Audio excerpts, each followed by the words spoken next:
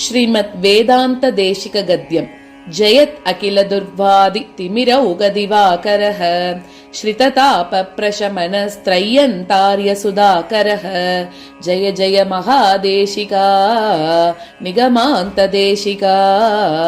विश्वालंकार विश्वामित्र पवित्र गोत्र कलशोदधि कौस्तुभा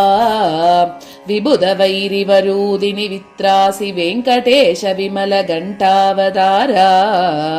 अनंत सदृशानंत गुणाकरानंत गुरुनंदना शोभन चरित सुलोचनोत्तम तोतारंबालोचन चकोर चंद्रा बहुमुख मकतोषित पुंडरीकाक्ष पुंडरीकाक्ष सूरि पुण्यफलभूता वत्सकुल तिलक वरदाचार्य वीक्षिता ब्रह्मवित् प्रवरानंतार्य विहित ब्रह्मोपदेशा वादिहंस वलाहक मातुल रामानुजाचार्य सकाशलब्ध सकल वेद वेदांक तर्क मीमांसा शब्द वेदांत शास्त्र जाता विंशदब्दे विश्रुत नानाविध विद्या स्वपादाम्बुजध्यान सुप्रसन्न तुरंग मुख मुख विनिसृत लाला सुधापानलब्ध सार्वज्ञा ज्ञान भक्ति वैराग्य वात्सल्य सौशील्य औदार्य चातुर्य मातुर्य स्थैर्य धैर्य कारुण्य क्षमा क्षमद माध्यनंत कल्याण गुणभूषणा शुभ कुल प्रसूत तुल्य गुण लक्षण प्रेयसी सहचरित सकल धर्मा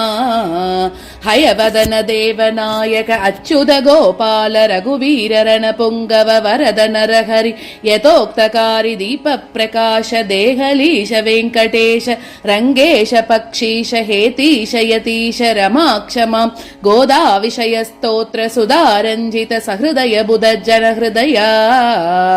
परदेवता पारमार्त्य वेदि वसिष्ठ पराशर व्यास प्राचेतस वैशंपायन बोधायन शुक शौनक भरद्वाज शाण्डिल्य हारीत प्रभृति परम ऋषि समधिक वैभवा सांख्य सौगत चार्वाक शांकर यादव भास्कर कानाद कौमारिल मत तमो निवारण दिवाकर पाषाण्ड द्रुम षण्ड खण्डन चण्ड पवना श्री वेंकटाचल वारणाचल गोपनगर अहीन्द्र नगर श्रीमुष्ण चित्रकूट श्रीकुंभकोण श्रीरंग श्रीवनाद्रि कुरुकापुरी प्रभृति अष्टोत्तर शत विष्णु दिव्यस्थान सेवा संतोष रचित पद विन्यास पवित्रीकृत पृथ्वी मंडला यतिपति यामुनार्यनाथ मुनिपणिति परिष्कार पांचरात्र रक्षा रहस्य रक्षा निक्षेप रक्षा सच्चरित्र रक्षा गीतार्थ संग्रह रक्षा शतदूषणि सर्वार्थ सिद्धि तत्व मुक्ता कलाप तत्व टीका तात्पर्य चंद्रिका न्याय परिशुद्धि न्याय सिद्धाज्ञानाधिकरण तर्पण अधिकरण सारावली संकल्प सूर्योदय यादवाप्युदयात्यनेक दिव्य प्रबंध निर्माण सामर्थ्य संदर्शन संतुष्ट श्रीरंगनाथ दिव्याज्ञालब्ध वेदांताचार्य पदा तत्वल्लभा कृपा संप्राप्त सर्वतंत्र स्वतंत्रताभिरुता संदर्शन मात्र निरस्त समस्त दुर्वादि संगा त्रिंशद्वारं श्रावित शारीरक भाष्या छात्र जन निबद्ध जैत्र ध्वज प्रसादित दश दिशा सौदा एकयामिनियाम निर्मित पादुका सहस्र श्रवण संजात विस्मय रंगेश विश्राणित कवितार्किक सिंह समाख्या विख्यात वैदग्ध्या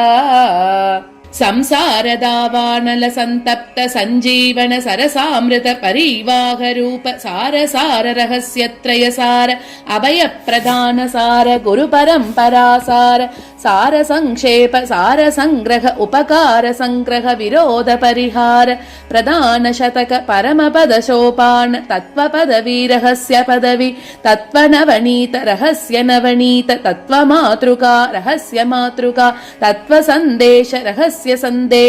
रहस्य सन्देश विवरण रहस्य शिखामणि तत्त्वत्रयचुलक रहस्यत्रयचुलक मुनिवाहन भोग अंजलि वैभव संप्रदाय परिशुद्धि हस्तिगिरि माहात्म्य परमदवंग तत्त्वरत्नावली प्रतिपाद्य संग्रह रहस्यरत्नावली हृदय रंजित रमा सखाय नित्य बहुमता पांचरात्र प्रतिपादितापि गमनोपादनेज्या स्वाध्याय योगरूप पंचकाल परायणा सम्यक् प्रदर्शित षडंग अष्टांग योग परांकुश परकाल भक्तिसार कुलशेखर श्री विष्णु चित्त मुनिवाहनादि मुनिवर रचित दिव्य प्रबंध तात्पर्य प्रपंचन परितोषित बुध जना त्रिरत्नगाता श्री वैष्णव दिनचर्यार्थ पंचक संग्रह श्री चिह्नमाला गीतार्थ संग्रह गाता शरणागति संग्रह गाता द्वादश नाम गाता मूलमंत्र गाता द्वय गाता चरम श्लोक संग्रह गाता आहार नियम गाता कुटिका गाता कुबेराक्षि गाता कंदुक गाता परिहास गाता डोला गाता नवरत्नमाला प्रबंध सारादि अनेक दिव्य प्रबंध निर्माण परितोषित वर प्रसाद लब्ध वरगुण भूषित वरदाचार्य सत्पुत्रा सापराध लक्ष्मणार्य दुर्वर्ण सुवर्ण करण प्रकटिता घटित घटना सामर्थ्या ब्रह्मतंत्र स्वतंत्र योगी प्रभाकर योगी नवनीत नर्तक योगी वरदाचार्य रामानुजाचार्य प्रभृति सच्चिष्योपदिश्च त्रय्यंत युगल सार सारादि सत्रहस्य जाता सुदर्शन सूरि विरचित श्रुत प्रकाशिका परिरक्षण परिशोधन प्रतिपादन परिवृडा यतिपति परिचित यादवाचलवासि नारायण चरणाम्बुज सेवा संहृष्ट मानसा स्वनिर्मितातिशयितानन्त दिव्य प्रबन्ध प्रवर्तन रसभरणीत शत संवत्सरा सरसिज सदृश चरण युगला सितान्तरीय शोभमान कटितटा व्याख्या मुद्रा पुस्तक भूषण भूषित करद्वया विमलोपवीत सुत्तरीय तुलसी नलिनाक्षमाला विराजित विशाल वक्षस्थला पूर्णेन्दु समवदना लसदूर्ध्व पुण्ड्रा दिनकर सन्निभ दिव्य मंगल विग्रहोज्ज्वला श्रीरंगनाथ पदकमल निरंतर अनुभव निरतिशयानंद परिपूर्ण मनोरथा